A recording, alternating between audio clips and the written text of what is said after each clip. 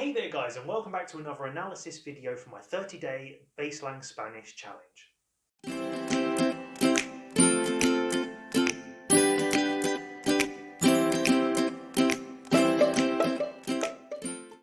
If you don't know what this is all about, then you need to check out the analysis video from last week. But basically this is going through the detail of exactly what I've done in the last 7 days, all the activities, the number of hours, and the split of different skills that I focused on to achieve the results that I have. So if you want to see the results, then you'll want to check out the diary episode, which I will have posted, and I'll put in the description below.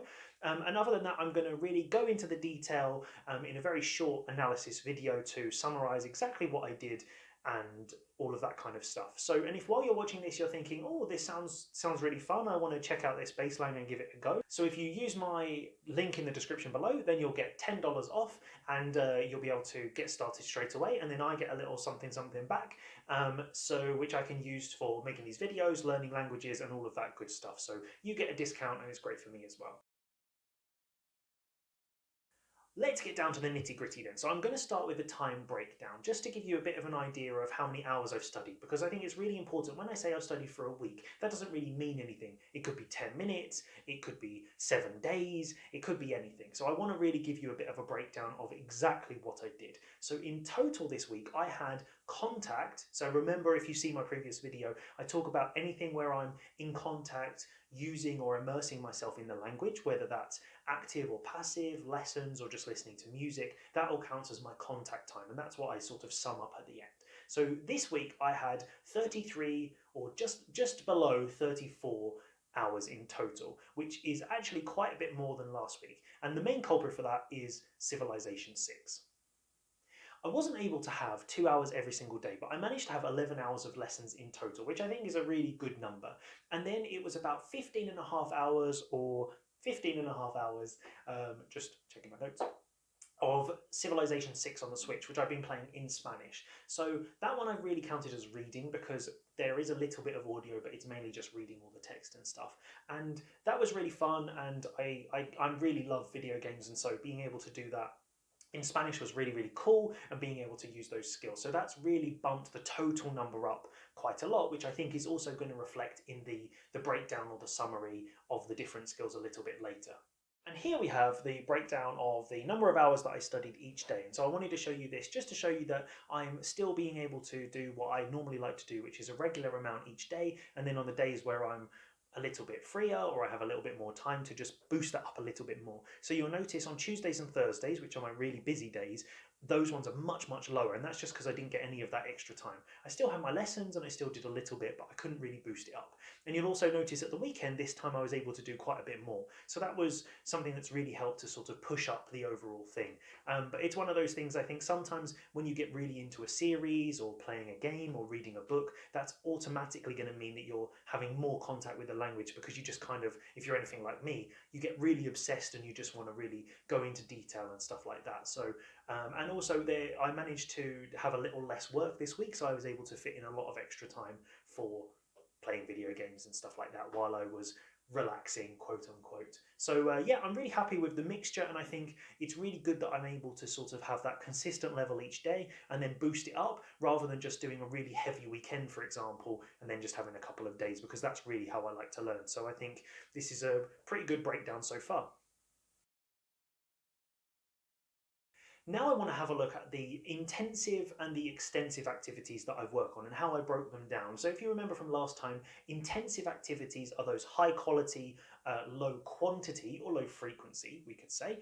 And then the extensive is high quantity, low quality. So it's more about sort of lots and lots of exposure but not doing the detailed study, whereas intensive is more about that sort of really detailed high quality study, but maybe you're having a lot less exposure to the language. And so this week, because of that massive boost from playing loads of video games, which ends up being at the extensive side, because when I'm playing, I don't really search for words unless I really don't understand what's going on. And so that has really sort of changed the balance quite a bit. So actually it's probably about sort of 30% intensive and about 60%, you know, 1/3 to 2/3 extensive, which I think is great because it still means I'm getting loads of lessons in there and I'm still doing loads of practice. And I think it's really actually it's not really changed the quality, because all I've done is I've increased the overall amount of study that I'm doing or contact. So it's not really that I've suddenly dropped the amount of lessons. So I'm still pretty happy with that mixture. You can see here, I have actually managed to get it so that my reading, which is video games primarily, is actually the highest proportion this week, which actually I was really surprised about when I looked back. I know I've been playing it a lot, but I really thought because of the amount of lessons that I've been doing, I thought that would kind of still tip the balance. But it's really nice actually that those three main skills that I'm focusing on, because if you remember, because my goal at the moment is really about increasing my conversational fluency and listening and stuff like that, it's really focusing on those other skills and not writing. I'm not really fussed about writing, so I'm just not doing any of that. And I think it's really, that is important in this kind of really intensive challenge, because I need to prioritize my time. I'm not going to be able to do everything, so removing writing just makes it a little bit easier to manage.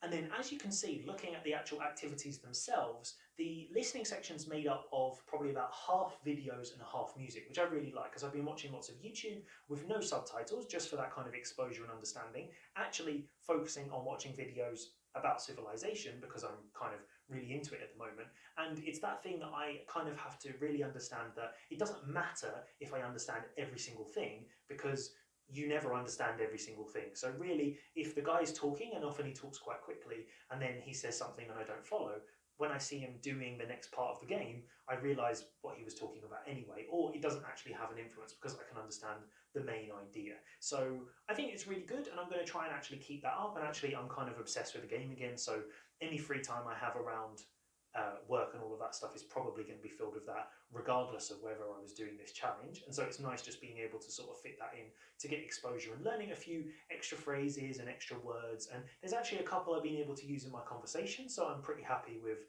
having that little addition.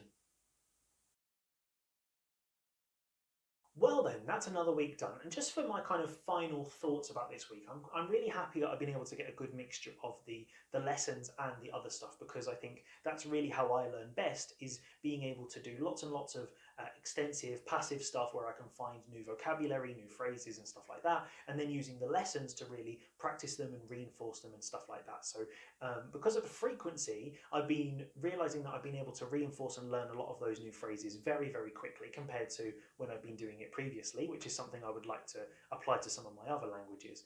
But overall, I'm really happy with the progress that I'm making.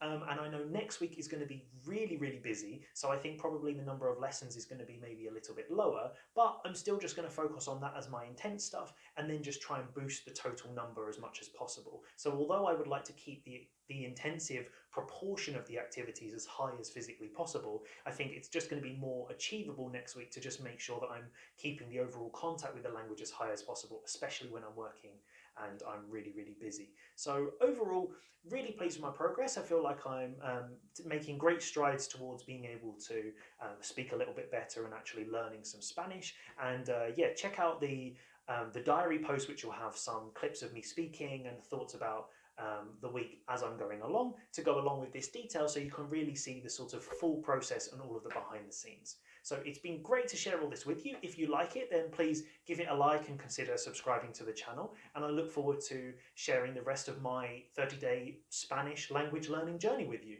So, hasta luego!